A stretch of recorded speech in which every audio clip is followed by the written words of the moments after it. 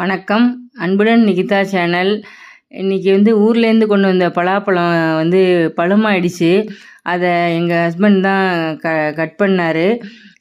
அப்புறம் உட்காந்து நல்லா சாப்பிட்டோம். நல்ல டேஸ்ட்டாக இருந்துச்சு.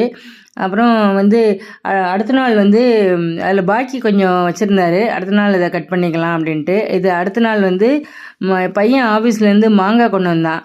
அதை குழம்புக்கு கொஞ்சமும் அப்புறம் பொடியாக நறுக்கி உப்பு காரம்லாம் சேர்த்து சாப்பிட்லாம் அப்படின்ட்டு அதுவும் கட் பண்ணார்.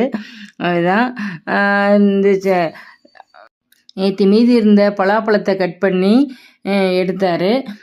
பலா கொட்டையை வச்சு குழம்புல போடலாம், அப்புறம் வடை செய்யலாம், இந்த மாதிரி நிறைய கட்லெட் செய்யலாம், அதெல்லாம் செய்யலாம். அதை ஒரு நாளைக்கு செஞ்சு காமிக்கிறேன். அதான் லாங் வீடியோ போட்டிருக்கேன். அது தலப்பாக்கட்டி பிரியாணி வீட்டில் செய்கிறது எப்படி அப்படின்னு பாருங்கள்.